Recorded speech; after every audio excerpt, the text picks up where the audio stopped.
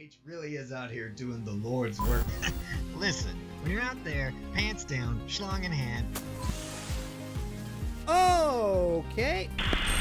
Sir, I'm trying to have a conversation, please. Sir, stay out of my business. This is what happens when you get in my business. America. Yeah, well, he'll kill you. Watch out. I told you. What did I just say? You don't know me. You don't know me like that. You don't know what I know. Welcome to my brain. All are welcome. All are welcome.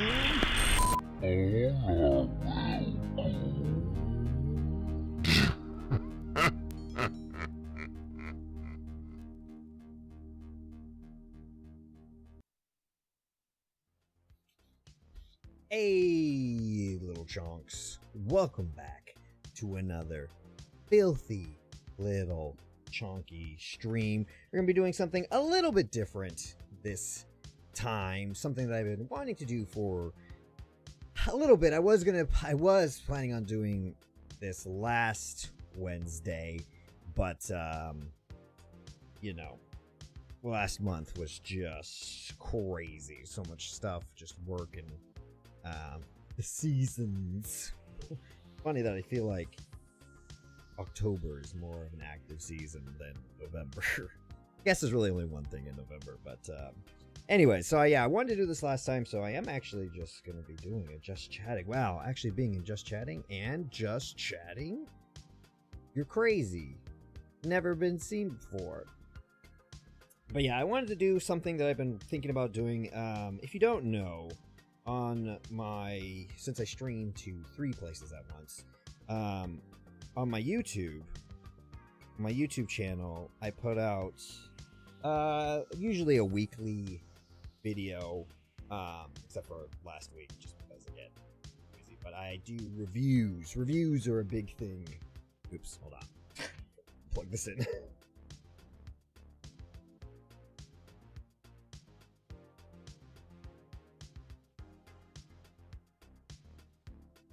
Reviews are a big thing, so I do a lot of here, let me finish filling out this paperwork here. Let me show you. Ugh. Sorry. Okay. Let me move all this over here. That over there. Get rid of that. Okay. And get it in there. You know what? Let me open. Oh, I already have a lot of. Let me open one more. One more couldn't hurt. You know? Let me just get some visuals and try my setup that I've used before. Thinking and talking at the same time. There we go. You can do it if you try. If you really try. Alright. Yep. Oh. Hey. Oh gosh. Oh gosh. Oh, sorry. I didn't realize I was blasting you with sound. I forgot that I left my volume all the way up. Sorry about that. Okay, it looks like it didn't affect. You know what? I'm going to turn down the little background a little bit. It's going to be a little bit quieter. Alright. So, let me flip over. Boom, we can use our big thing. Ooh. So, if you don't know, on my YouTube channel, I do weekly review videos, mostly movies, TV shows, and various other things, because I enjoy movies for one, and world in general storytelling. And it's just one of my hobbies that I like to do, and I like to create things. Obviously, that's why I stream. I don't make any money streaming, and I probably won't make any money streaming. I just like to create things. I like to keep busy. I like to keep doing things. And it's fun. Playing video games is obviously fun. I can turn that into a creative process. That's always good. But one of the things I do is I do these reviews, and one of the things that I try to make my videos very concise. I try to, I try to get them under. I tried to used to get them under 8 minutes, but then it was difficult, so I try to shoot for under 10 minutes. So you can see like 10, 50, 12, that one's a little long. That was the 9/3, that's good. 12, a little long. And then this is not, so I do little like trailer things sometimes, where I talk about trailers, and those I try to get under 3 minutes. But suffice it, oops, no. Amazon hates this when you burn cans with powered burners, apparently. To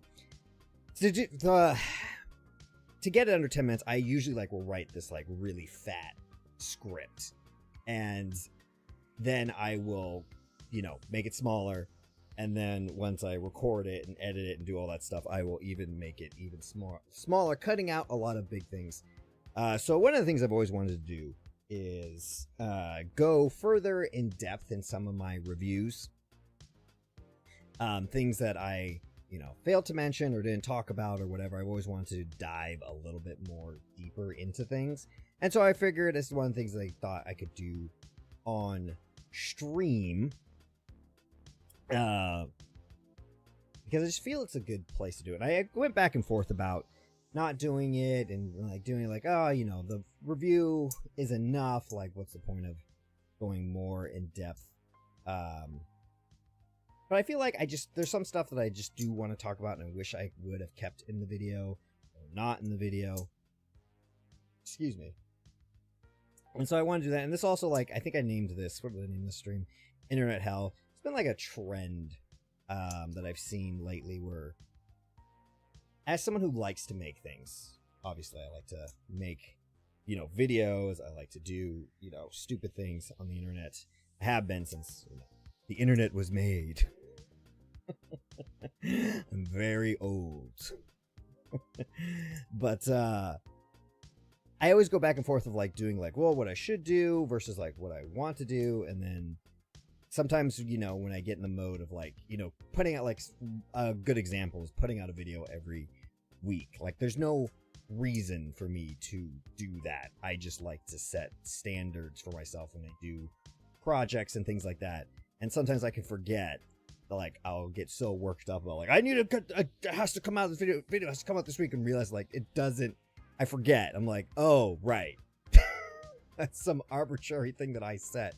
So sometimes I get caught up in stuff like that, and also in the content that I make. I used to do. I used to do a lot of commentary videos, just because I like commenting. I have a pretty good. Not to toot my own horn, but I think I have a pretty good mental grasp on reading things and being able to explain things, complex ideas, simply in the most simplistic way possible. I was very good at teaching. I used to teach various things, and I was always very good at that. Because I believe if you can't teach something, then you probably don't really know it. That's also a good way to learn things. But, so I always used to do commentary videos, used to do other stuff, and I kind of shied away from doing commentary stuff. I think if you look through my, videos, you'll see, you don't have to scroll down. And this is, one of my channels that ended up sticking. I've had many, many channels, dating all the way back to before YouTube was owned by Google, for the short period that was. But yeah, I used to do commentary stuff, and, I don't know. I didn't like the way it made me feel. I just didn't I liked doing it. I liked doing the jokes. It was really fun. And they got more views, but I didn't really like the way it feels. And there seems to be at least maybe just, me being biased from some of the creators that I've seen, in the past couple weeks have been doing a switch where, they do, more controversial topics or things like that. And they're just getting tired of it, and they're switching back to whatever they used to do. What if that was just game playthroughs or looking up stupid stuff on the internet and things like that. And it's one of actually the reasons why I focus mainly on doing movie reviews, because I just I like going to the theaters. Any reason to get me to go to the theaters, I will go. But two, and I enjoy movies as well, obviously. But I just like the discipline of reviewing and actually critiquing the art form that is visual storytelling. Whether that, again, movies, TV shows. TV shows are a little bit harder because you kind of have to wait longer. Like, I was going to do a review on The Penguin, but like, I don't think you can really do a review on a TV show unless you've seen the majority of it. I really would say until you've seen all of it. And by that point, it's like, what's the point of doing the review? But then again, it's like, I go back and forth on that. I'm going to do a review on, the Arcane, the season 2 that's coming out, because they're releasing it in chunks. So at least you can get a good chunk. I kind of wish they would release the whole thing so I could just binge watch the whole thing and do. But I can agree with the sentiment of like, well, we'll see. It's kind of a test, releasing them in chunks on Netflix. I don't think that's been done before, to my knowledge. So we'll see how that works out for them. But I understand why. You get a little bit of the binging, so you get it in chunks, but then at the same time you can have that like fun of like, oh, the next episode, everyone talking about it. We'll see how that works out in the end. So I will do stuff like that, but it does make it a little bit harder to do shows. But I do them from time to time. Usually when there's like nothing going on. My point is, through all this mindless rambling, which is why I usually do videos, so you can cut all the... You should see the scripts that I make before I condense it down to like a 10-minute video. It's usually like I write this huge script, and then I condense that, and then I perform it and record it, and then that's usually like an hour worth of footage, and then I cut that hour down down to 10 minutes. But my point is, I really want to focus more on doing things like forgetting, like, I set the standards for things that I do, and really more focusing on the things that interest me and that I want to do, regardless of any other things. And so one of those is like, I really would like to go dive deeper into these movie reviews and go into some of the stuff that I neglect and cut out, just to like give it. I think the formula that I have, where my plan is, I usually release my reviews on Tuesdays, sometimes Mondays if something's going on, but usually on Tuesdays and Mondays. So that leaves my Wednesday time to do this, which will be to talk about it. Again, I had planned to talk about, I'm going to talk about my Hellboy review that I did 2 weeks ago. I had planned to do, or a week and a half ago, not even 2 weeks ago. I had planned on doing it last week, which would probably fit more in a timely manner. But like I said, things get busy. So yeah, I would like to go through Hellboy, and Hellboy will be, Crooked Band will be one of the, I think it'll be one of the easier ones to go through because, or a lot easier, but nicer ones to go through because I actually have the footage from it. It's not like a movie that's trapped in, theater. So that's one of the nice things, honestly, about having digital versions. One of the very few nice things about everything being digital is that when I do reviews on digital stuff, my videos are like my movie reviews are way better because I have the entire movie to use as B-roll from when I want, versus, movies that only premiere in theaters where it's just like, it's better. Usually a movie will have at least, hopefully, two, some have 3. We'll have 2 trailers that will have enough different stuff that I don't like to show the same footage twice. Sometimes you just can't get away with it because sometimes there's like, the trailer only has a minute of footage and that's all I can use. Otherwise, it's just going to be my little, puppet talking the whole time. Which is why, partially the reason why I created that puppet was because it's really hard to do a faceless movie review when you have no B-roll other than the trailer to work with. But so the Hellboy will be good. Arcane will be good. There's just not a lot of movies coming out at the end of this year. Like, if we go to the way I look at movie releases, let's see. This first showing's pretty good. First showing's probably the best I've seen of like getting pretty much everything, and they're pretty quick to update things.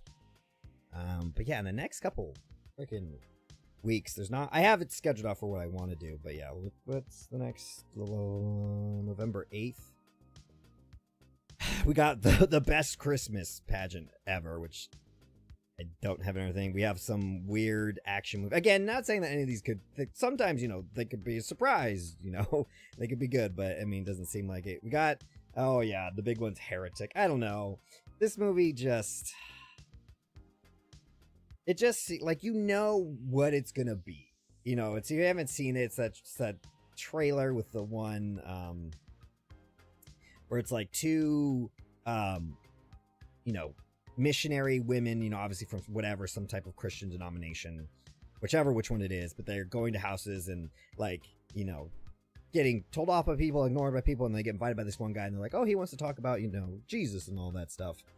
And, and then it becomes like, oh, I've created this maze where you have to create it. And it's so obvious what's going to be. So you have like the one like super preppy, clean, clear cut, like supposed to be like the goody one. And then you have the one that's like, oh, dresses a little darker. Maybe she's questioning it. And what's going to happen. They're going to go through this maze that's going to make them torture. And of course, the one, who do you think is going to abandon their religion the quickest and show how evil they are? Of course, it's going to be the one that's prepped up to be the most preppy one. Who do you think the one's who's going to barely survive and come away with it questioning everything?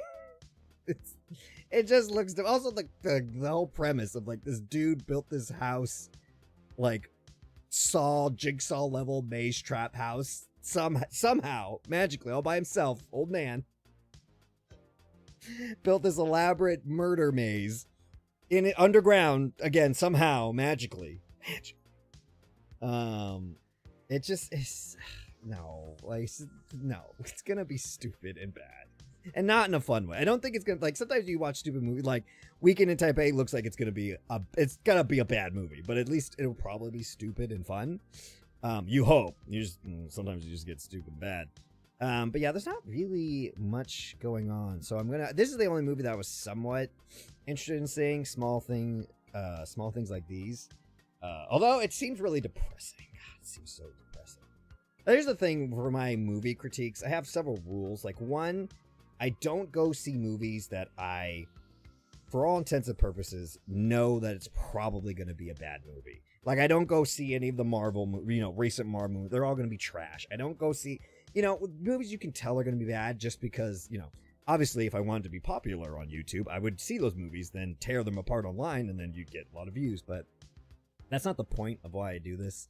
Hopefully the point of reviewing movies is to show the process of actually critiquing film, showing so that you can learn and grow and make better films. My whole goal is that people would make better films. That's the point of critiquing, not to tear people down, not to do that. It's to critique so that they can get better at their craft. It's important. But two of my rules is I don't go see movies that I know are going to be bad. So that's why I'm not going to go see Heretic or things like that. And two is I usually go to movies that I actually want to see enjoyable. And I'm sure this movie, Small Things Like These, is going to be good. It probably is going to be really good. I mean, it's got Killian and look at all the stars and all the stuff. But it seems like an extremely depressing subject matter. And I still feel like seeing, sometimes you don't feel like seeing a really depressing movie. If you don't know, it's about like this guy whose job is to like oversee some sort of like what are they called? Not the nunneries, the C word for them. Covenant. The group were like nuns and stuff, and this one's dealing with young girls, and basically like his thing is he sees like the horrible things that are happening to these girls, and he just kind of like has to go through it. That's basically what the trailer. So a very depressing subject. I'm sure it's gonna be great. Just not a movie I want to see right now. But like I said, this weekend, Arcane, I believe, is supposed to come out on the first chunk on the 9th. So I'm excited to go see that. And then for the next one, there's like 2 animated cat movies coming out in the next week. And that's what I'm gonna see out there. I'm gonna see this. Ghost Cat of Anzu. I hope I'm going to see this. God, Red One. Stupid. Yeah, I hope I'm going to see this. I haven't actually looked because we're not close enough to see. I'm pretty privileged.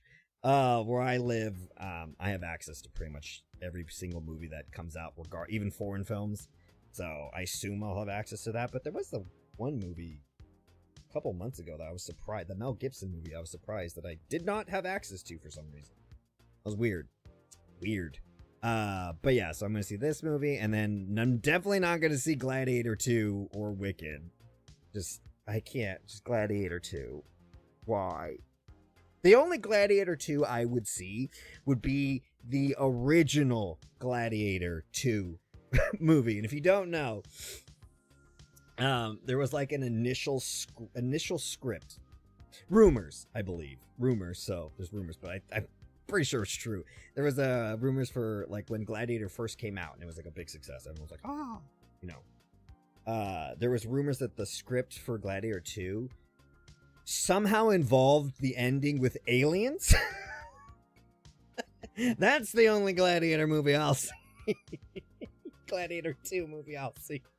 I want the alien cut. I don't even know how you would do that.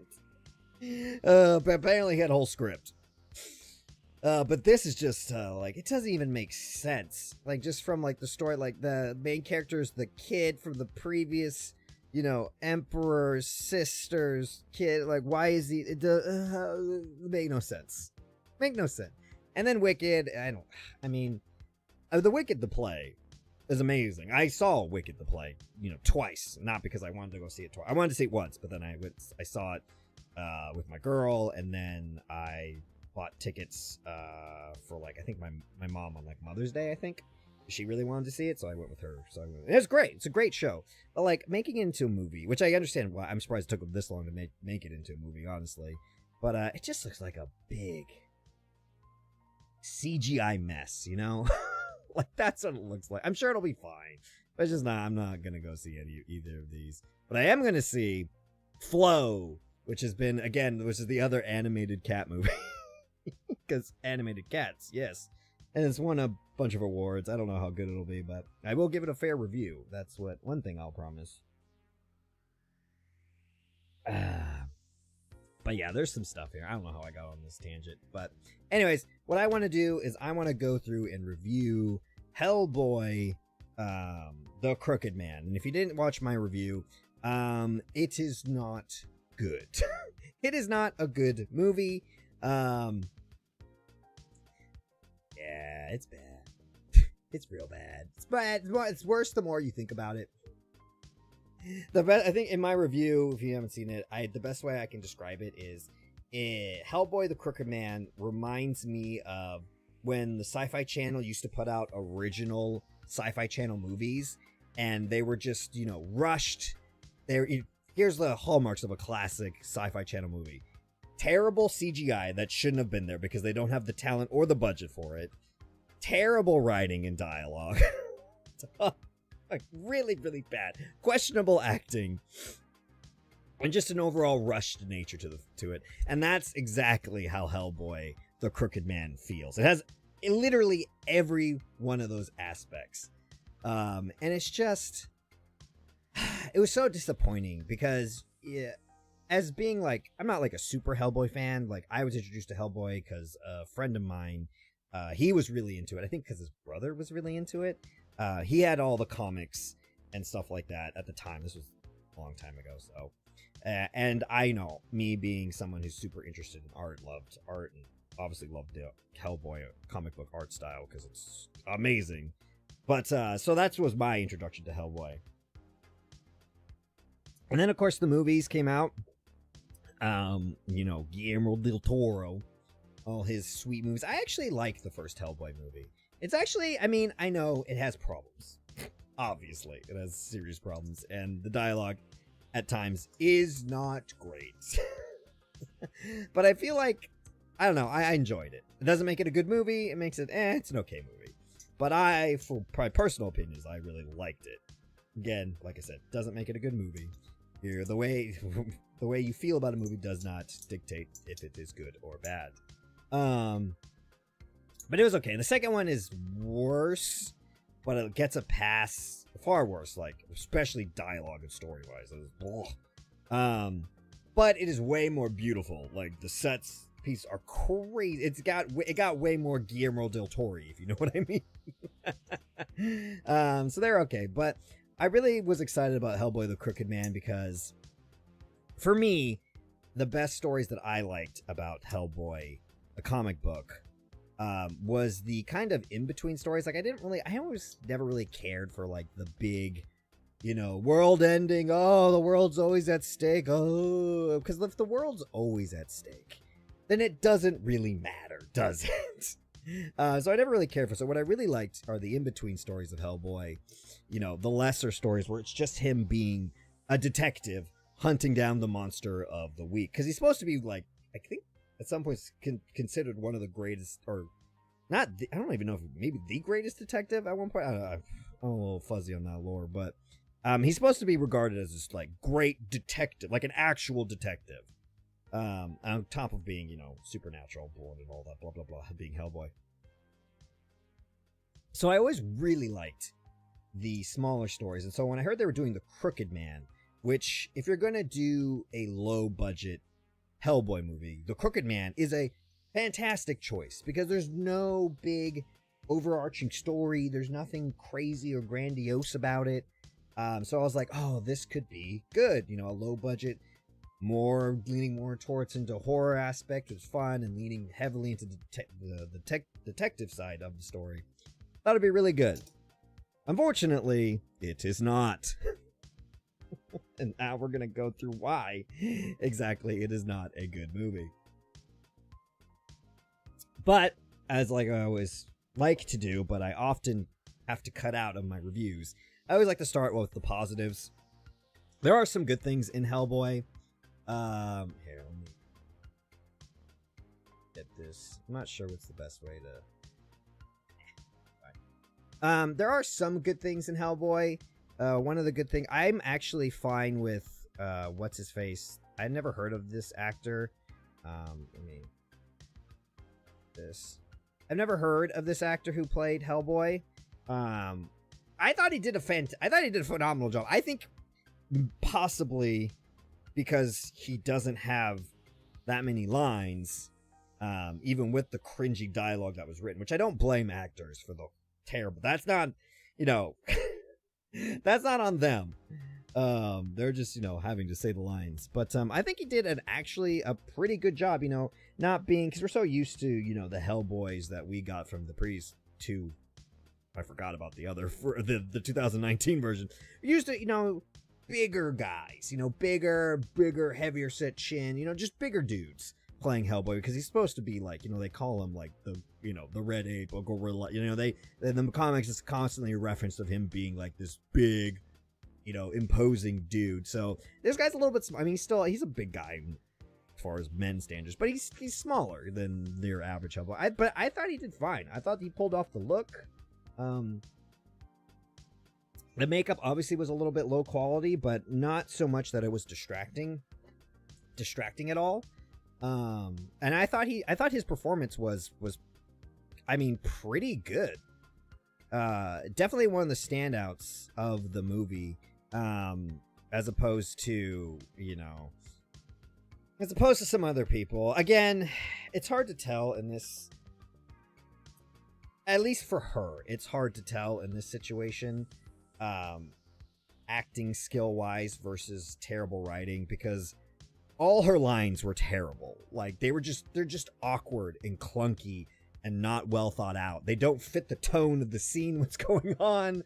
And her as a character, in the original comic book, she did not exist. She's a character that was specifically created for this movie, inserted into the Crooked Man, which, again, I'm not opposed to inserting things, but you gotta have a really good reason for doing that. And I feel like they probably didn't want Hellboy to be alone. Which I don't really see that, because one of the other main characters, Tom, is with him from the beginning of the story and throughout the entire story, so he's never alone.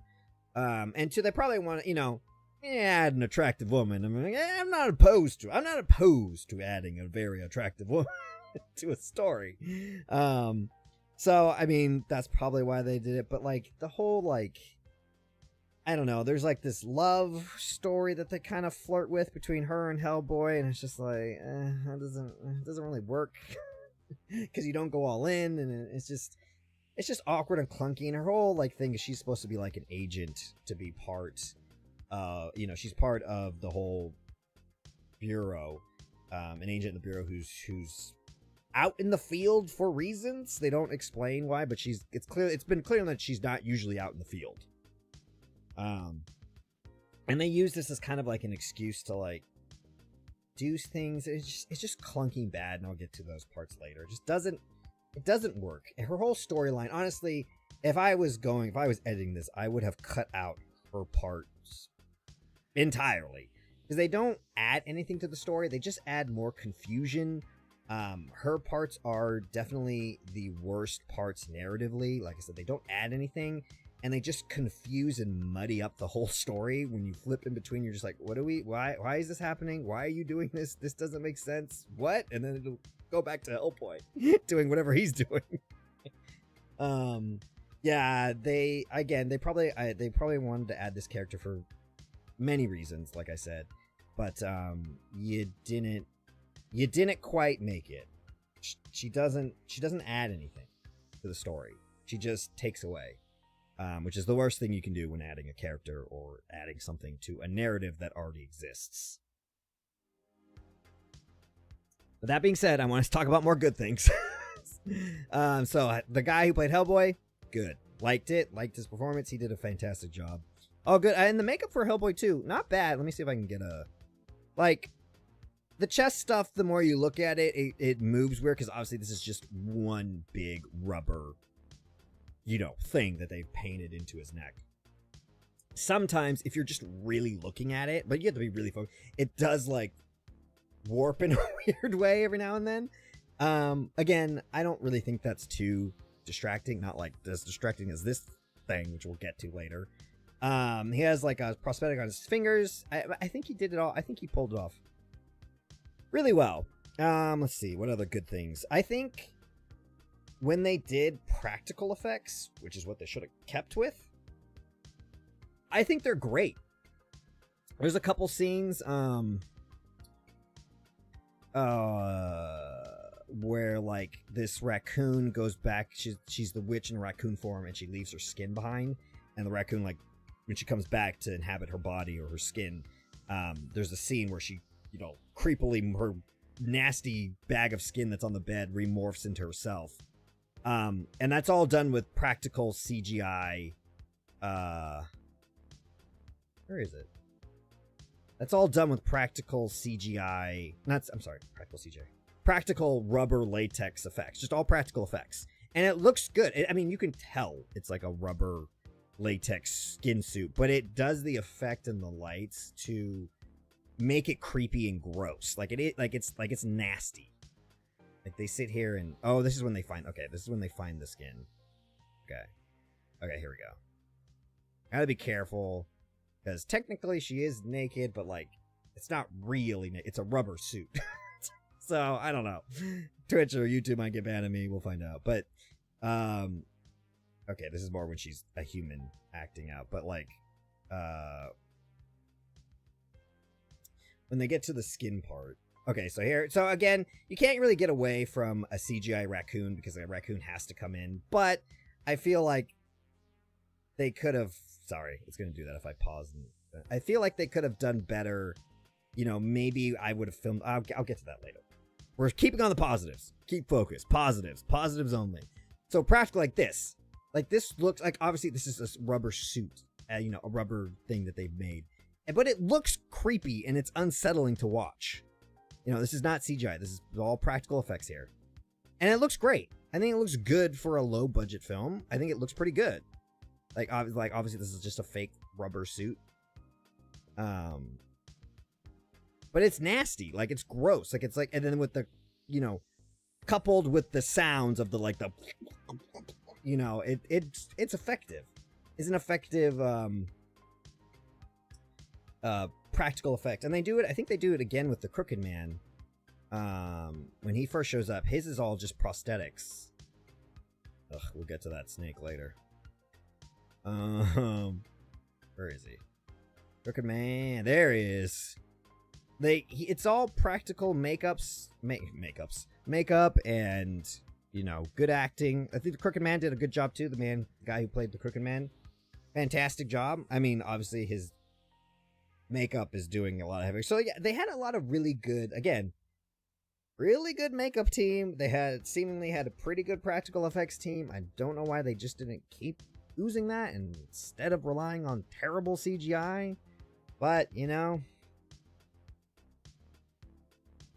c'est la vie.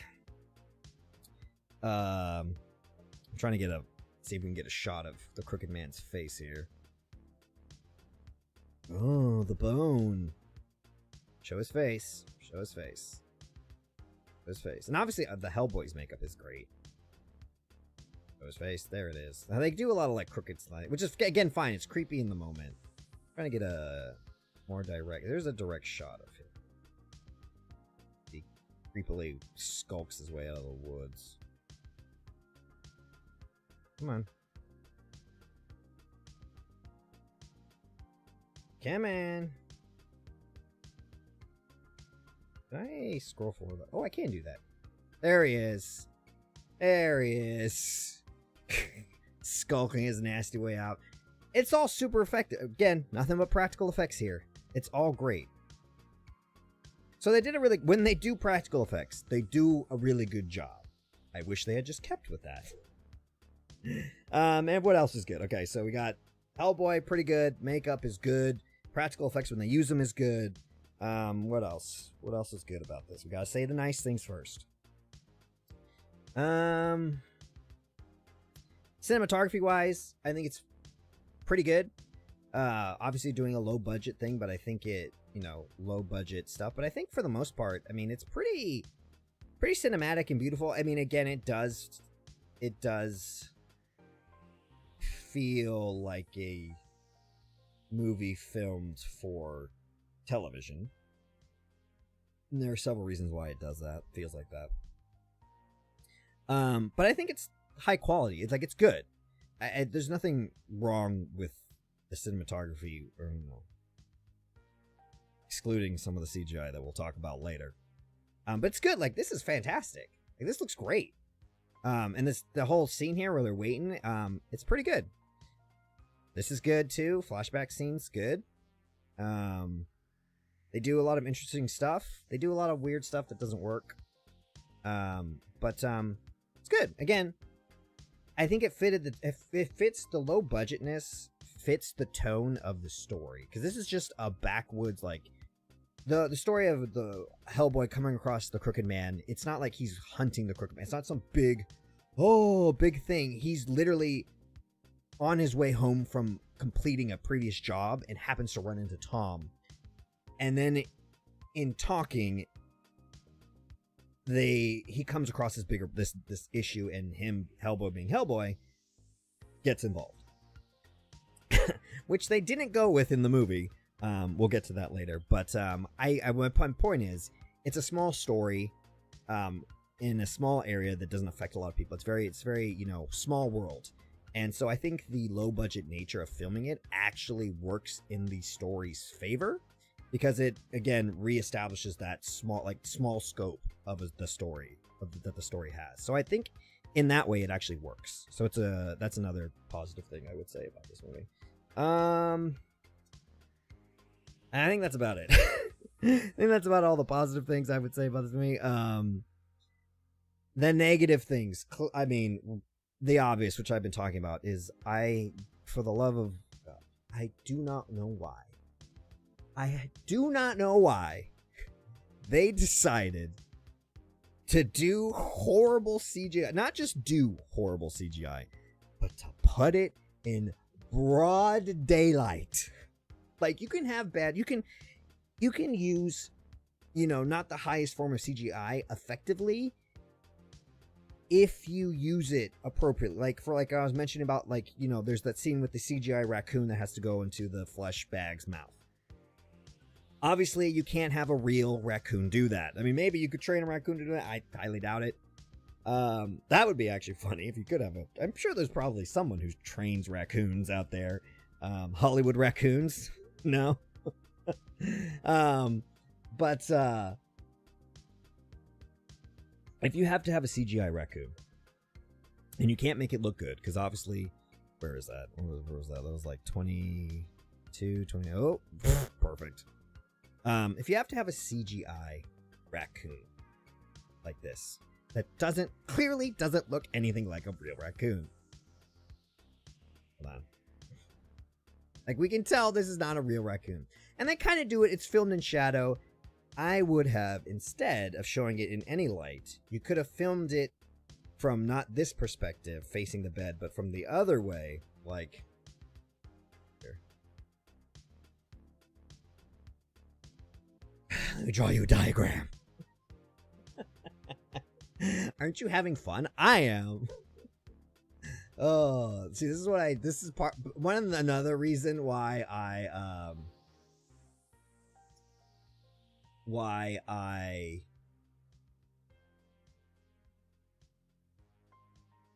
do the reviews is because if I didn't tell the internet about the reviews, these reviews, I would be bothering my friends with it and going into great detail like I'm doing now. And and you know what? Sometimes, my friends are really nice. They humor me, but sometimes you don't want to do that for the reason. So I annoy the internet instead of them. So it all works out. Okay, say this is the bed, and this is the window that it pops in, the window that it pops through. The little raccoon jumps out and thing. Instead of filming it, they're filming this from this angle, right? So the camera is down here. Yeah, let me build you a little camera. Nice little camera for you here. I don't know why I'm building it like an old school camera. Like, cameras don't look like this, but let's put the film reel right here. The 8mm film reel that they shoot all movies on nowadays. Okay. Anyways, you get the point. This is the you get the point. This is the camera. And it's shooting, it's shooting in this direction. And so they're trying to hide the fact that this is a CGI raccoon. So there's a little bit of shading, but I think a better way would have been to instead. I'm trying to think of the rules. So what you don't know is there's a rules of thirds. No, but they break that rule of thirds. Do they break that? Okay, so I'm sorry. Probably not. So when you're filming something, when you're filming one scene, so one collective scene, their rule of thirds is there's always a dividing line in your scene, wherever it is. So like in this scene, this is the stairs. So this is the stairs right here that they walk up.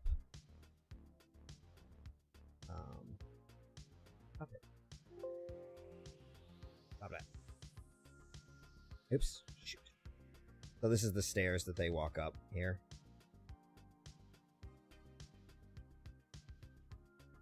So this is the room. Let me just... Oops. This is the room. This is the window. Okay, very basic. Bed.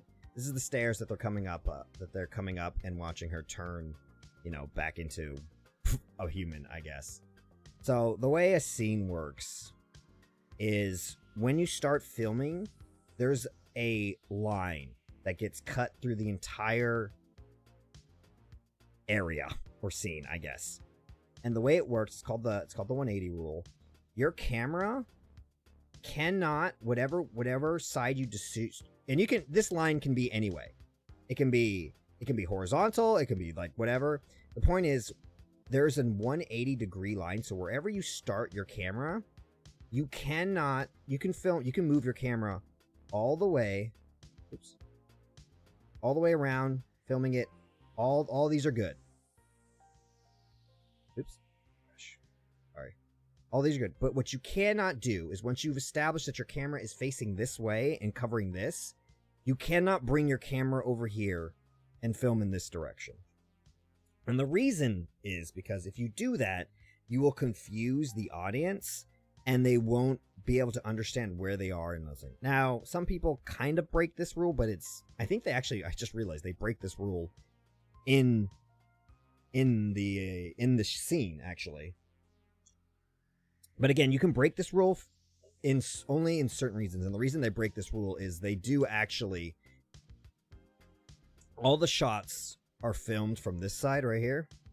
You know, filming the bed. So the raccoon comes from the window, pops on the bed, and we see this. And then all the scenes are also filmed from this direction. This direction as the Hellboy and, you know, Joe, I think her name is, come up the stairs and they're looking at her this way. So it establishes this 180, the 180 rule right here. It should not pass this line, but realizing it actually does in the close-up scenes. So it's getting away with it in the close-up scenes. See, you can zoom in. You can zoom in on them, but it's still, the camera is still facing this direction. That's the point of the 180 rule, that it never crosses. You never turn around and start filming in this way because it would screw up the scene. But they do, when they film the close-ups of the skin unraveling, they film it from this direction. So they break the 180 rule, but they only do it in extreme close-ups of something significantly interesting happening, I guess I should say. I just realized that. They do break the 180 rule, but they shouldn't. But you can get away with the breaking rules, but only in certain circumstances. So in that case, breaking the rule, that's fine. But my point is, if I was doing this to make it more of a shadow thing, I would have... Actually, I think they break the rule several times, actually. Now I'm thinking about it. I'm pretty sure they show... when they... I guess it technically counts as a different... Yeah, okay, it's a different scene because time has passed. Okay. I was going to say, they do film from the other side of the room, but I'm pretty sure, yeah, that it's considered technically a different scene. It's even... Yeah. I'm trying to be careful because, again, she's naked in the scene. Sometimes, for real. But yeah, see, this is still, like, she falls onto the bed. But this is still, as you can see, it's still filmed facing this way. And they're here. But my point is, I would have tried to arc the camera to be more of silhouette, to make the raccoon, to hide the bad CGI. I would have made it more in shadow, possibly by getting more aligning here. I think there's a fireplace, or there's a candle. There's a light source over here. There's a candle source here. So, a light source. So, I maybe would have tried to get a backlit silhouette. That way, you get the silhouette of the raccoon so you don't see the fake, horrible CGI fur. To get a point of all this diagram that I just drew for you.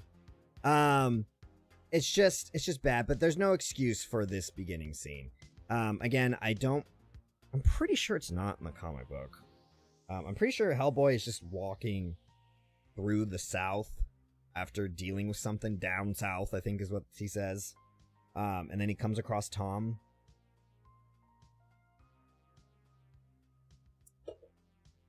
As far as this starts with them on a train, transporting a big mythical CGI spider. I don't know why. And so the inciting incident is the spider breaking out. Here it is. Like, it's somewhat okay in this darkness. Like, that shot's fine. Like, that shot's good. But because it's mostly hidden in the dark, you see. But this is the scene where he gets his head popped. This is 1000% terrible Sci-Fi Channel original movie CGI. It's so bad.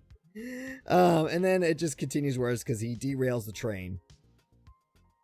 Or just the single train car. And this is the inciting incident that leads them to be walking through the Appalachians.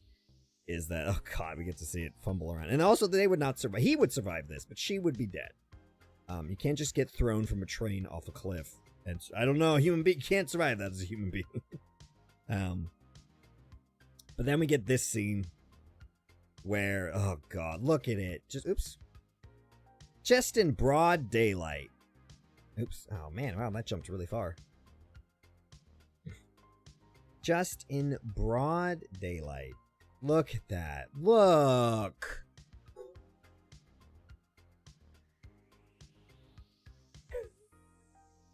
If you don't have the budget or the technical means to do something, don't do it.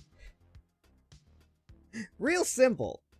Work within your means. I think in my video, I mentioned this and I give the reference to Quentin Tarantino's first feature film, Reservoir Dogs, where the entire movie, if you haven't seen, basically, there's a few other scenes where the setting takes place in different places, but the majority of the movie takes place within an abandoned warehouse. And the movie's about a jewelry heist gone wrong. That's what the movie's about. But he clearly, in his beginning career, Quentin Tarantino didn't have the money to do a jewelry robbery gone wrong. So what did he do? He bought a warehouse, set the movie within the warehouse, and focused more on dialogue. Because he knew he didn't have the budget nor the means to create, whatever I'm sure he would have liked to create. And it worked. And it's considered one of the greatest movies ever now. Not saying your movie's always going to be considered the greatest movie ever, but it's a good example of working within your means. So, I say again, if you do not have the budget, nor the means to use CGI, specifically making a character in your movie completely CGI, do not do it. Do not do it. Otherwise, it looks like this. It's so bad. Don't do it. And again, it's even more frustrating. This movie is more frustrating for the reasons I said, like their practical effects are so good. It makes it more frustrating. It's like you had obviously the ability to do practical. Now, obviously, you can't make a giant spider with practical effects. But this shouldn't have been part of it. If you wanted him to be on a train and riding in, I mean, sure, because the spider doesn't even contribute to the story again. It's like they want, so the thing is, the spider gets away. It can change sizes, and so it gets punched and it turns small and it sneaks into the vent of the mines that run through the whole Appalachians. But the whole story, they don't care. They're just like, oh, that sucks. And then their whole thing is like, I gotta leave. I gotta find a phone to phone this in. So the spider doesn't even contribute later to the movie. It comes back later, but it makes the movie worse when it comes back later. So you didn't even need to have it. So there was no reason to have this terrible CGI monster in this film. Because it didn't add anything to the story. It made it worse. And it just looks terrible because you clearly did not have the budget or the means for it. Yeah, it looks better when it's all pixelated and messed up, huh? And this isn't the only time that they use big CGI. There's again, this looks great. Practical effects. When they do practical effects, looks fantastic. There's a snake scene somewhere. There it is. Big CGI snake that looks stupid. Didn't need to exist, by the way. This scene didn't exist in the movie. In the comic. There it is. Oh, so magical. Isn't this horrifying? This super shiny snake. Oh, deep throating it. Nice. And then we get to the fight with the snake. Get practical effects. Her being thrown? Good. This? Not good. Look at it. Oh, gosh. That was the end, too. I think he rolls around with it for quite a bit. It's in broad daylight a lot. Oh, no. The snake. Oh, it's got you. Oh, no. Oh. There it is again. Oh. Oh no, I got you in the neck. Oh, why? Again, this was something that was not in the comic, so they added it. Why would you add something to your movie that's gonna bring down the quality? You don't have the budget nor the means to do CGI creatures in broad daylight. So don't do CGI creatures in broad daylight. Very simple. I think in the comic book, honestly, I think she just explodes into a million bugs. Which, even if you wanted to use CGI, that could have been better, because when the spider is small, it's so small that it kind of looks, okay, it's like passable CGI. Whoops. When it's small, see, it's kind of passable, and it's a little shiny. Shadows don't look great. Shadows don't look good. On the ground, it looks okay. Yeah, it looks okay. It's not in frame a lot. Yeah, just don't have it in frame a lot. Plus, you could have used real bugs if she explodes into, in the comic book, I believe she explodes into a bunch of bugs. So you could have CGI'd the explosion of bugs, and then you could have just used practical effects for real bugs. But yeah, there was no need to add this giant CGI snake. It just looks terrible. It just looks terrible. Ugh. Ugh. Alright. I think as far as, like, technical, I think that's where the movie...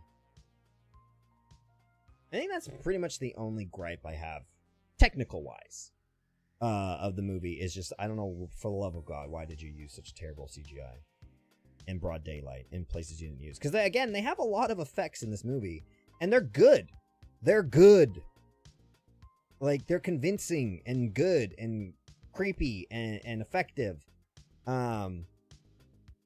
The zombies coming out, it's all good. Doing good camera work, you know, they're doing a little blur thing, but it's, you know, the kind of chaos and craziness, so it works with what's going on in the scene with the witches casting a spell. Like, it's good. Fight scenes are okay. Then, you know, they're not nothing to write home about. But, you know, it's a budget movie. And even when they do, like, simple CGI effects, they work, like this. This looks good. You know, this is CGI. I just don't know why they decided to make giant creatures in CGI and put them in broad daylight. You could have saved a whole lot of money by not doing that, because you added it. It wasn't part of the Crooked Man. You added that into the story. And it makes it worse. Later on, the spider comes back, and we'll talk about the main problems with this movie is the writing. It's got really bad writing. From the dialogue. The dialogue. So bad. See, look, this is fine. This is good. Again, small, explosion, little CGI. Nothing wrong. Ain't nothing wrong with that. But the writing is atrocious. I just gotta say it. I know they're adapting the comic book. And they change a lot, obviously. But they do keep some stuff, and they do, I think, perhaps, and this is me being generous, perhaps they were trying to keep the no, because it doesn't really match. Because if you never read a Hellboy comic book, the dialogue is very short. It's very straightforward, I guess is a better way to say it. Not a lot of fluff. Not a lot of panache. Not a lot of panache, which is showmanship. But it works with one being a comic book. Again, I think a lot of people, they get upset when you adapt different stories or stories from different mediums into other mediums. So like you adapt a book into a movie, or you adapt, in this case, a comic book to a movie, and they want it to be written exactly the same way, you know, the book is written or the comic book is written. But you cannot do that.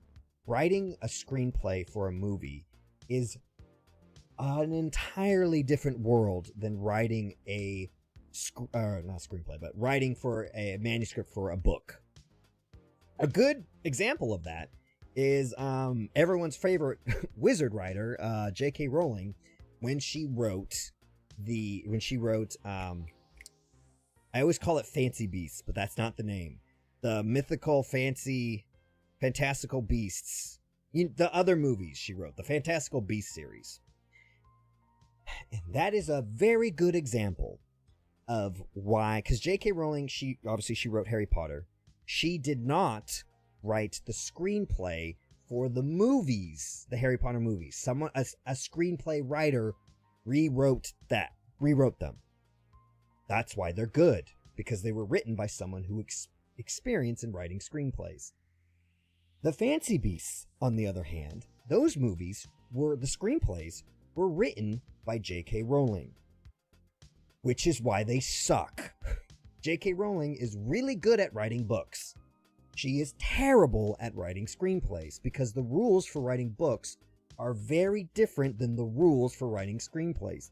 One of the reasons why Fancy Beast is so boring and there's so many pointless things is because she wrote it like a book. In a book, when you're writing a story, you're coming into writing this story with the understanding that someone's reading a book. They're sitting down. Nobody's gonna be like, oh, I'm just gonna read a quick book, take 5 minutes to read a book. It's already assumed that they're in for the long haul, that they're gonna sit and read your book, that they're taking the time to read your book. So, as a writer, writing a book, that allows you to explore every detail you want. If you want to spend time on a know-nothing character's background who maybe be in your book for only a little bit and doesn't really contribute, but if you want to spend a chapter getting into their backstory, you can. That's okay. That's allowed. You can't do that in a movie. When someone sits down for a movie, you are expected to tell a completed story with no extra stuff within, it used to be an hour and a half, which I think we should get back to, but it's like 2 hours, sometimes 3 hours, which is ridiculous. If you can't write a completed story within an hour and a half, probably not good at your job. As a screenplay writer. But that's why Fancy Beasts was so terrible, because she would go off on these tangents because she's used to writing books where you can just, let's just go off and see what's going on over here. That doesn't work in a movie. You have to trim out every single piece of fat on a movie script. There is no room for extra. Every single scene you see, every single frame you see needs to have a reason when doing visual storytelling. You cannot do... That's just why it was so boring. Fancy Beasts was so boring. There were so many scenes where it's like, why are you showing me this? This does nothing. It doesn't add to the story. It's just wasting time. That's why they sucked. They should have hired a screenplay writer. J.K. Rowling cannot write screenplays. She can write books. She can write books like, she's a great author. Not disputing that. Terrible screenplay writer. Clearly. My point is, you need to trim. There are rules in writing scripts for visual medium, like television shows and movies. They're a little different, but in this case, I feel like you can't just go straight from the Hellboy comic and write it exactly like that, because it's just not going to work. Because like a comic book, you're expected to sit there and read it. You're expected to allow the time to really... That's why comic books, the big thing is art, because you're expected there to sit there and really process the page, so you can actually tell a lot of the story through the visual art and not have to, fill it with dialogue or whatever. Narrative. You can't do that. You can kind of do it somewhat in a film. I'll give you that. In a comic book, it does translate a little bit because you do tell through showing, not telling. But my point is, you can't just be a one-for-one. And so I think perhaps in the dialogue, that was the case with this film. That they just were trying to keep it concise, but it just ended up being really awkward and clunky and not working. Most of the lines, I think, worked for Hellboy just because he has a more stoic nature to him, but for everyone else, they just don't act like human beings. And it's just awkward. It's just awkward. The dialogue is just bad. Especially for her, especially in this scene right here. God, I can't tell you how many times I cringed during this scene right here. Oh God, it's so bad. Especially her dialogue. It's just terrible. Her dialogue is just... Ugh. Again, that's why it was hard to tell. Like, is she not good at acting, or is it just the unbearable dialogue? It's hard to tell in that case. I'm gonna chalk it up to the dialogue because the dialogue is bad across, so I'm gonna give her a pass. Not just because she's extremely attractive. Maybe because of... But, yeah, it wasn't great. But the writing... Narrative flow is a thing. So this, I mentioned this in the beginning scene, in my video. I mentioned this part where this opening sequence of setting up how the movie's gonna go, how the story's gonna go. So they're in the train, they're coming across this land. There's like evil in the land. We'll get to that later. And so Hellboy's like hearing this calling. This calling calls the Spider. Spider breaks out. Fight ensues. They fall out of the train. Spider gets away. Now they're trapped in, the Appalachian Mountains. They're looking for a way out. They come across this town. First of all, do you think that this town would be this rural Appalachian town circa 1950, early 50s, late 40s, would be concerned about this giant hell monster? See, this kid responds, right, he's scared. He's like, well, there's a giant demon just walking out. No one else is afraid of him. Because as they say in this, maybe we'll play a little bit of the... I don't think I'll get in trouble for playing a little bit of the... But we'll see. Here, let me turn off the background music. They acknowledge this, so they have this line in it specifically to acknowledge this narrative problem. The line that they deliver does not fix the problem. United Nations. I've seen him once on the cover of Life magazine. United Nations? There it is. Look at you. So the reason they're not afraid of this giant hell monster coming out of the forest It's the devil come up the road. is because... Here we go. No, it ain't. Get... It's that red fella from the United Nations. I've seen him once on the cover of Life magazine. United Nations? She done seen him once on the cover of a magazine. Must have been a popular magazine to be... They don't have phones. Or plumbing. Or electricity. But they got them magazines what they done seen the Hellboy in. Very good.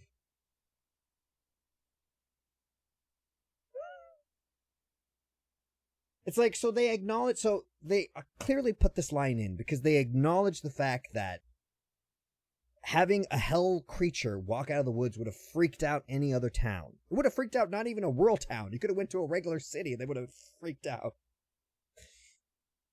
So they put this line in, acknowledging they were aware of this narrative problem.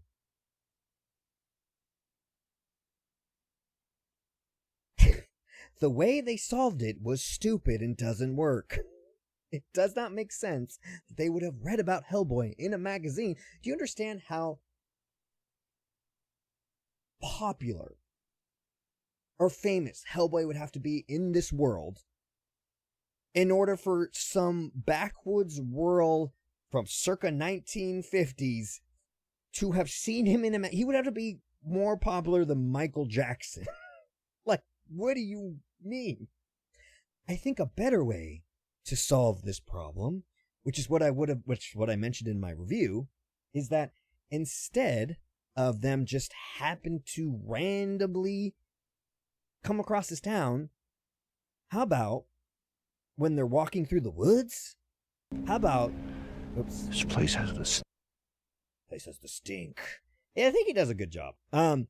Instead of them being in the woods after the horrific train crash, how about they come across Tom, which is a key character, which they come across 10 minutes later.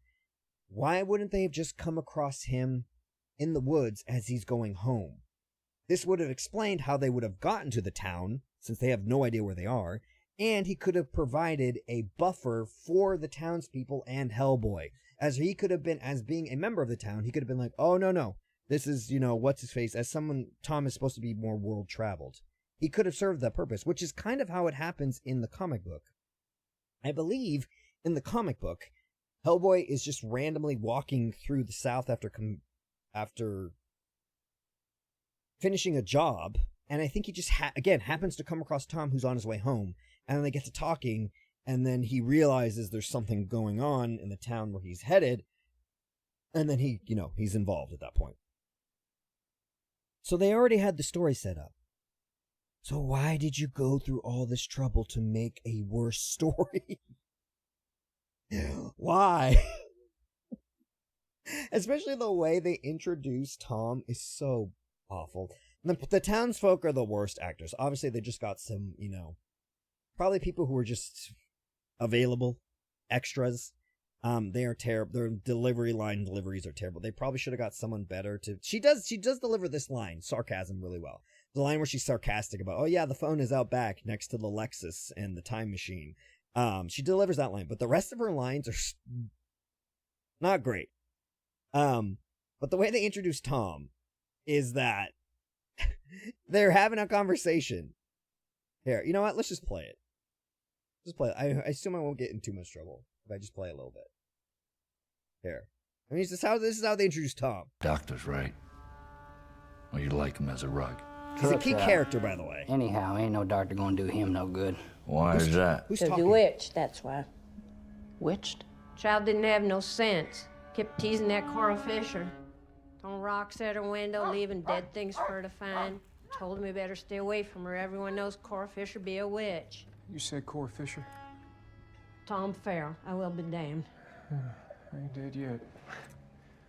Never thought we'd see you around these parts again. How many years it been, Tom? A spell, I reckon. I found this in the doorstep. Let's see.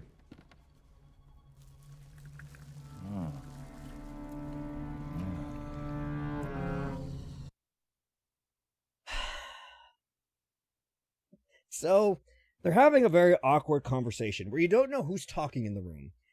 And you introduce one of the main characters of your story. He just barges in like Cora Fisher done witched him. Did somebody say Cora Fisher? Well, Tom, I can't believe it. It's been years. I found this witch ball. What is happening? It's so bad. It's so terrible. So awkward and clunky and unnatural. Again, all these problems could have been solved if you would just done what the comic book did, honestly, or what I mentioned in mine. After the train wreck, it would make sense that Tom would head towards the train wreck if he's on his way home. Then he could have met Hellboy. They could have gotten to talking on the way to the village as he's leading them out of the Appalachian Mountains, which would have given you more time to develop Tom as a character. This also would have been a buffer when they could have come across this child who's been witched. Which in the book, it's not in the book. In the comic book, it's not a child, it's a woman who got in an argument with Cora Fisher. Which again makes more sense than some random child. But see, the whole thing about this is they're trying to deliver a lot of the stuff in the comic book, but they're just doing it terribly. So the key points that they're trying to deliver in this scene is they're trying to introduce Tom, which I don't know why you would do this here. They're trying to introduce the main one of the problems that will lead to the main problem, which is witches in this town. They're trying to introduce witch balls, which will come somewhat play a role later. And they're trying to, again, they're pretty much introducing you to this town and what life's in. They're trying to do 4 things here. They do it very badly. One of the ways you could avoid that is maybe not introduce one of your main characters here. Like I said, introduce him earlier. Would have made more sense. 2, in the original one, the reason they want to put witch balls, which are all these little things that witches use to curse you. Honestly, you could have just cut those out of the movie. It would have been fine. You could have just been like, oh, he's just witched. Would have been fine. But if you wanted to add something from the comic book, in the original one, again, like I said, it's not a child, not some random child. It's a woman that's been arguing with the witch, Core Fisher. And so they find her at her home. And then they find the witch ball, hidden somewhere in her home, which makes sense. Makes sense. She would hide it in there.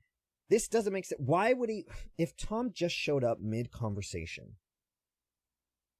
why would he be looking for witches' balls? Tom must just look for witch balls wherever he goes, maybe. Maybe that's his thing. Maybe before he enters a building, he just happens to look for witch balls everywhere. It doesn't make sense.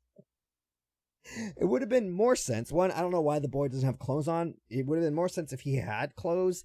And then if you had to have Tom enter at this point, would have made more sense for him to check maybe, I don't know, his pockets or something and find a witch's ball and then be like, oh, there's your problem.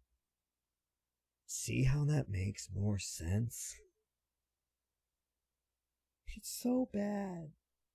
Also, having Hellboy meet Tom earlier and have him, walk with him as they get to the town, it would make more sense as to why Hellboy would be more inclined to help Tom and this village, because as they walked through the forest, they would have had more time to create a rapport with each other, versus the reason they get involved, which is... Here, you ready for a cringy scene? Here we go. Let's see if we can get it. Here it is. Yeah, here we go. You weren't ever much good. Well, friends, ma'am, I'll be on my way. Just a second, Mr. Farrell. Was it? It's Tom. Tom. This witch, Cora, you might say this sort of thing falls under our sphere of expertise. Do you mind if we come along? Excuse us. Tom. Hey. What are you doing? Field work. Field work? You're lucky to be alive. I'm taking you back to headquarters, where you belong, in the library spilling coffee on your weird old books. There's something going on here. You said it yourself. This place has the stink. Yeah, it does. It's exactly why you shouldn't be here. I need to understand it. Okay, and not from some weird old book, but for real.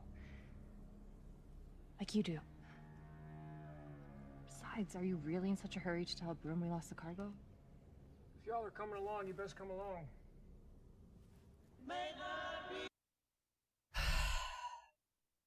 So the reason they go is because she wants to be peppy and in fieldwork. Again, could work. That could be the reason. Maybe she is an eager McBeaver who's tired of being in the being a researcher and wants to do more field work. That could work for this scene as to why she wants to get involved, right? That works. Except for the fact none of that is ever established or continued. Not once. In fact, the opposite is established. When we're in the train scene, up here, it is established that she does not do field work and has actually no interest in doing field work. And this is continued on later on in the movie as well. She is not someone who wants to be out and wants to be in the action. It is made very clear that she is a researcher, and that's what she likes to do. She has no adventure. She doesn't like that she's here. Except for in that one scene. Real good stuff. Again, all this would have been fixed with my simple edits that I said earlier. Hellboy would have been more inclined to help. Just like he's inclined to help. That's the reason, literally the reason why he wants to help in the comic book. Is because he happens upon Tom in the woods. They're going in the same direction. He strikes up a conversation, gets to know the guy, starts to find out about some disturbing stuff about where he's going, and gets involved. Also, he's a detective. That's what he does. And there's just a bunch of idiosyncrasies like this where human beings don't act like human beings. There's also this scene, which I thought was going to be since it was early enough. Look, it's 11 minutes into the film. They do this little kind of cutesy cut scene of they have chapters, which is fine. I don't mind movies being cut up in chapters. I thought this was like a plan, let's say the Witch's Ball, and it's just like this little scene with a character we never see again. I don't think we do. Maybe we see her in the group of witches, but she's never singled out. And she goes through this little like rant of like explaining what a witch's ball is. And so I thought this was going to be a reoccurring thing, that they were like a storytelling device of like, you know, using it one as a transition and then using it as a way to describe what's going on, you know, to give information, because this scene exists just to give you information about a witch's ball. Again, we don't need that information, but I thought they were going to do more of this. Nope. They only do it once for this one thing that's not really important to the story at all. Very cool for me on Discord. I don't have Discord. I don't do Discord. Thanks though. I appreciate that. But I don't do Discord. Steal. But anyways, like I was saying, this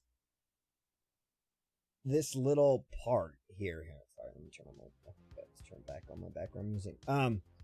This little part is, again, it just doesn't work because you weren't consistent. So it just feels weird, awkward, and out of place. Because again, you establish as if, again, in the beginning of the film, like 10 minutes in, that this is going to be a thing that they do, and then they never do it again, and they never talk about it again. So it just seems weird, awkward, and ultimately unnecessary. Small thing, but not good. Most of this is cringy dialogue. Most of it's okay. I mean, again, it's pretty okay. The good practical effects. The scene with the witch, again, this is pretty good. I mean, again, I've already talked about how bad the dialogue is. Dialogue is really very bad. She does her thing, and then she flies off. Again, all practical effects, and it works. Again, it's all good stuff. Where the storyline, which the narrative falls apart, is when they get to one of the things they try to add in this is when Hellboy gets attacked first by the stupid CGI snake, which you already talked about.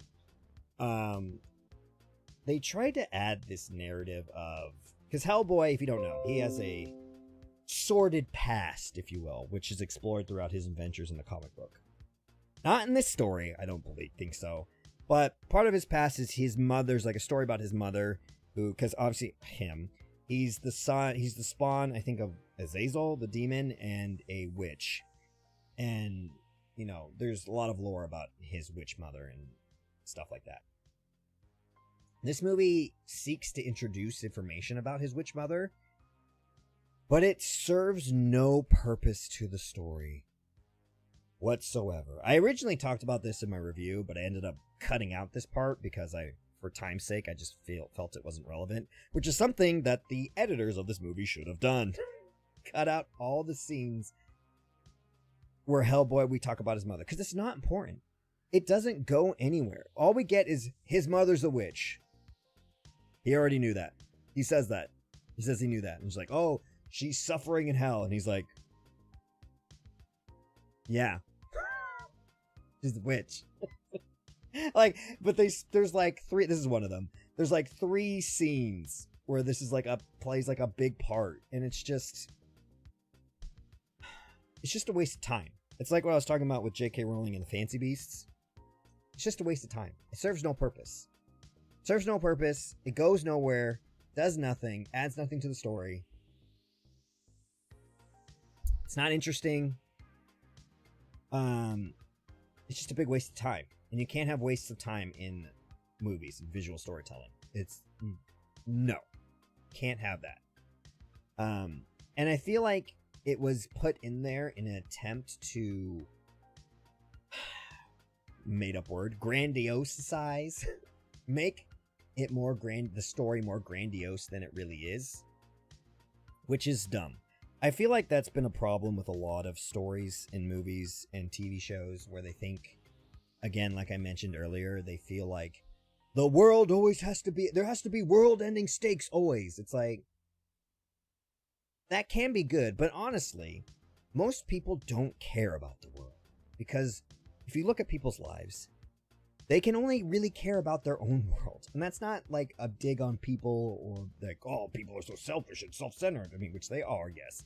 But that's just reality. You can't care about the world's problems because you have so many problems in your life. And so stories that focus on local problems of a character tend to resonate with people because we can empathize with a single person more than we can with the entire world. You see? So it works, but I don't know where this trend of maybe like with the grandiose, like, you know, Marvel movies have this problem where it's like the world is always at stake. Doesn't really matter then, does it? If it's always in the state of being destroyed, does it really matter? I feel like his mother story was added in an attempt to try to make the story more grandiose. Yep, Hellboy the Crooked Man. I'm going over. I do reviews on my channel, and but I like to do. I cut them down for time, so I like to go do them depth. So we're going through Hellboy the Crooked Man. We're going through it, the problems with it. But yeah, like I mentioned, one of the biggest. I don't think you watched this movie. Yeah, it was not good. I've gone through it all, but I mean, it reminded me of the Sci-Fi Channel original movie. But one of the problems with it is, again, I feel like they added the mother part to try to make the story more grandiose, and it just, one, it didn't do that. It didn't make the story more epic or more impactful. It just was a waste of time. And two, you don't need to add these things to connect with an audience. I feel like if you had gone, instead of wasting that time on Hellboy and maybe focusing more on Tom's story, or maybe focusing more on the new character Joe or whatever. No, I already went through this, so I'm not going to go through it all over again. But yeah, I like the Guillermo del Toro's like first Hellboy. Like, I actually like it. It's not perfect. It obviously has some problems, but mostly in the dialogue department. But I genuinely like it. I think it's a good time at the very least. But yeah, one of the main problems narrative-wise with this was they didn't need to add the mother story, because I don't believe it's in the original Crooked Man comic book anyways. So there's another, if you haven't noticed, there's a reoccurring theme of they added a lot to the Crooked Man story, which is fine. You can add things. You're probably going to have to add things and take away things to adapt it to a film. But you need to know what you're doing when you do those things, because everything they added to the Crooked Man story didn't actually add anything to the Crooked Man story. It just made it worse. And this is one of the things. I'm pretty sure they don't go into... It's been a while since I've read the Hellboy, the Crooked Man comic book. But I'm pretty sure they don't go into his mother at that time. I'm pretty sure it's in other ones where we get the history of Hellboy's mother. So there was no point in adding to this. It just was a boring waste of time. And you didn't need to make the story more grandiose. You could have used that time to... Honestly, you should have used this time... I don't think Tom being one of the main characters of the story, I don't think he was developed okay. But I think he should have, as one of the main characters, he should have been more developed. Especially since the story revolves around him. The whole thing is the Crooked Man's trying to get his bone. And we never learn why. They never tell us why. Oh, gosh. But, yeah, they should have gotten rid of the whole mother thing. Easy edit. Get rid of everything about Hellboy's mother. It's not important. Some of the other things, one of the other problems, too, they obviously wanted to keep stuff in the comic book.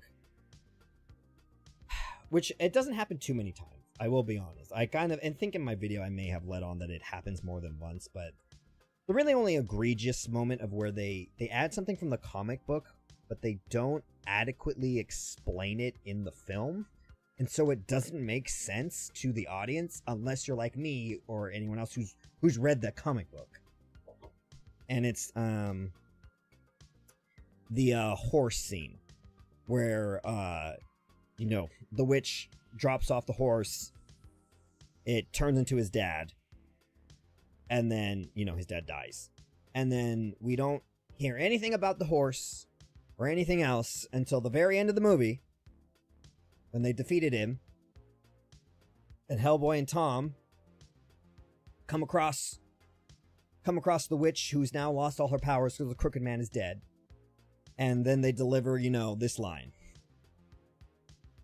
There's music on this, so I'm going to be really careful about where I put the sound. Oh, wait, here, let me turn off this. So, they deliver this line. I'm talking over it because there's music. I don't want to get copyrighted. Hold on. There we go. I knew I held on to this old bridle for a reason.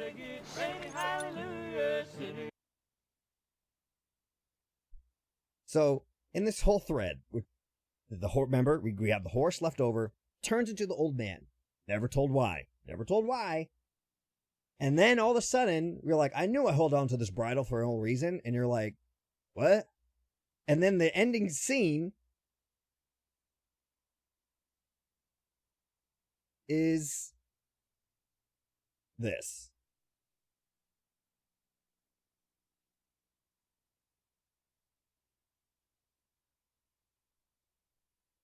And if you've never read the comic, you're probably like, what? I mean, obviously, you could probably infer if you're a rational mind. But that, again, that's assuming that your audience is going to be rational thinkers, which they're not going to be. The reason that this is a significant, no, not significant, but the reason that all these scenes are messed with it is because in the comic book, and they explain that the reason his father is turned into the horse is because the bridle that he's wearing is witched, cursed. Which they could have explained with one single dialogue in the movie. You know, he could have went up to the horse when it fell down, and then, you know, maybe Hellboy could sense that because he can sense evil, which is established in the movie. He can sense that the bridle is cursed, and, you know, can be like, be careful that, look, something's off about that bridle. And Tom, knowing a little bit about witchcraft, could just be like, I know what this is, and take it off. And then he could have turned into the old man. Then it would have made sense when Tom later at the end of the movie rips out the bridle, would have made sense that this is the witch now because she's wearing the bridle. Because we had been seeing that. We had been shown that. But they didn't. In the scene where he drops off, where she drops off his father, the horse just literally falls over and then turns into his dad. I think maybe he touches the bridle. I hope he touches the bridle at least. Okay? They're not talking during this, by the way. He's just touching the horse. And they're confused. She says some cringy dialogue lines. Not important. Okay, he does touch the bridle at least. And then it's the old man. But again, if you weren't paying attention and really, really thinking, you wouldn't know that the bridle was cursed.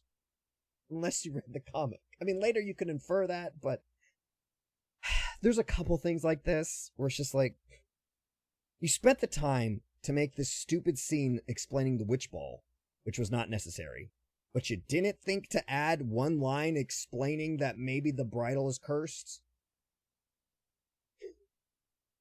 Just a lot of small oversights in the narrative like that.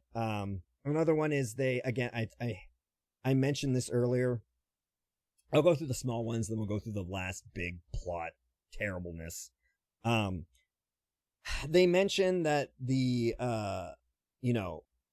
Hellboy even questions, why the Crooked Man. Here, I'll show you the scene. Here it is.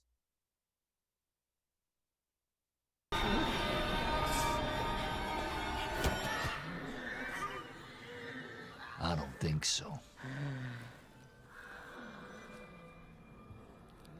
See, I don't like this deal. You want it too bad, and that makes me not want you to have it. Go on inside, Tom. Go. Again, I love his deliverance as Hellboy. I think it's great. But they specifically, in this, right, as you just saw, they call attention to, why does the Crooked Man want Tom's bones so Why does he want Tom's bones so bad? Why does he want Tom's bones so bad? It's never addressed. Never addressed. The story revolves around the Crooked Man desperately wanting Tom's bone. They never address why. And they even, again, which would be bad in your story, again, that the whole story revolves around Tom and the Crooked Man.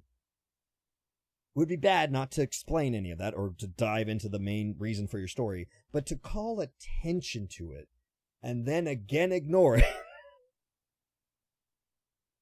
They do this again. I mentioned earlier the whole inciting incident that kicks this whole thing off, that which spurs the spider, is as they're traveling across this land, there's an evil presence that calls Hellboy because he's, on that side, and spurs the spider into action. And they constantly say this land has some sort of evil, the stink to it. And they even talk about it. Here we go. Where we talk about it? They even talk. Okay, we're going to get to that part later. That's the worst part of the movie. Come on. Here we go. They even talk about it. How's that? A long time back. Small thing. They don't explain from the reason from the comic book to the thing. Tom all of a sudden starts walking around with no shoes on. They don't tell us why. Or the audience. They don't tell the audience why. So the audience, if you've never read the Hellboy comic, you're just like, why is Tom not wearing shoes anymore for the rest of the movie? You'll never know. And then to not only do that, but to have several shots like this, where it's filmed showing Tom not wearing any shoes, and then to not tell the audience why. It's messed up. They never grew back. No one's still alive. It's been called that since I can remember. But here they talk about the A long land time back, and a the hurricane evil. blew down a mess of trees on this mountain. They never grew back. About the No evil one still land. alive remembers it. Might have been 1,000 years ago, for all I know. And Hellicans, mountain spirits. Hear me out. I might be just talking out of my ass here, but might be looking at a dimensional rift. Lovecraft type scenario. The old gods forcing their way into our world kind of thing.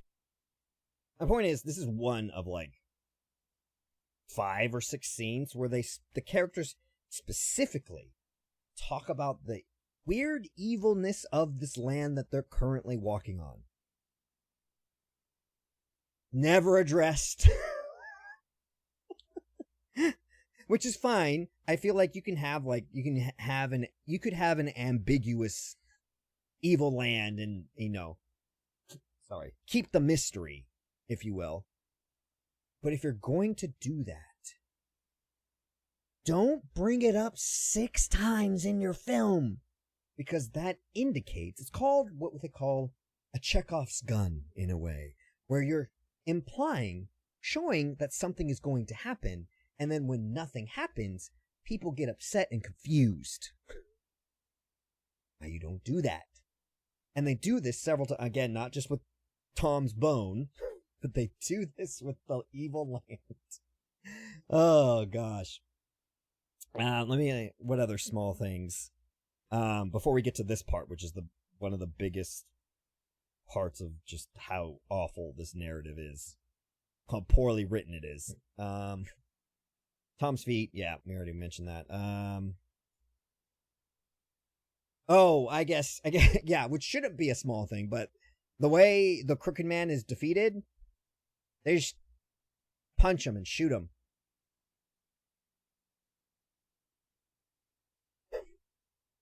This is the main villain? This is the main baddie? Who's powerful enough to curse a land and has hordes of witches at his disposal and devil magic and been around for centuries. And we just, oh, don't worry. We punched him. With a magic fist? No, we just punched him.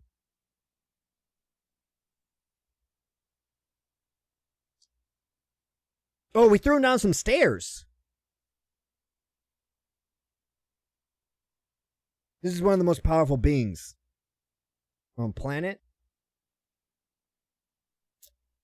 We punched him. And then we threw him down some stairs.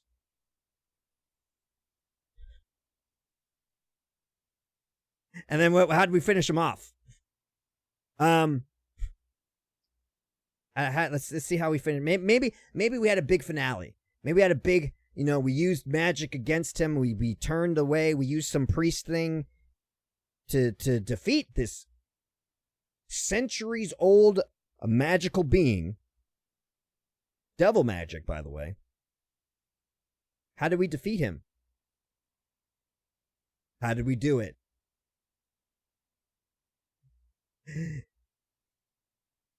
No. We shot him.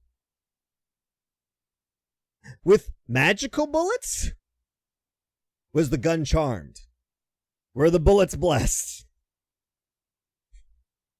No, we just punched him, threw him down the stairs, and then shot him.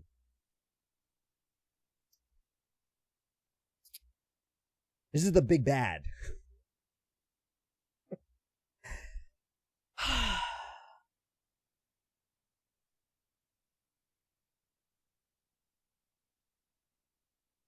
This is the climax of the movie. The big confrontation.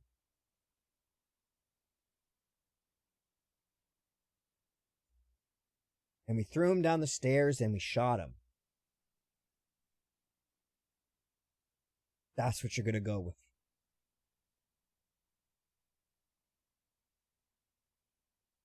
Oh, God.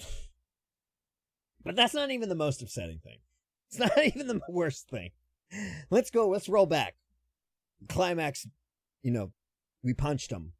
We punched him real good, though. The worst part, I would say, of this narrative, which again culminates into why I said in the beginning, I believe her name's Jo, the character they added that wasn't in the original.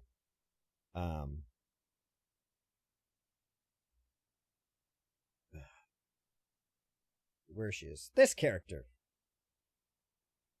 Not only up until this point has she served no purpose other than cringy dialogue. A lot of cringy dialogue. But in this point of the story, they've had a showdown in the church. We've seen that. Zombies. Good stuff. Hellboy and Tom go off on their own. Again, proving why we didn't need her in the movie at all. She decides to again tease us with the evil magic land that never gets talked about or explained or whatever. And she decides, I'm going to, let's see if we can find the exact wordage, because I want to get the exact wordage that she uses, because I feel it's important. Oh, I think she might have talked about it back here. A good man, I think. I think he draws power from it. You got something on your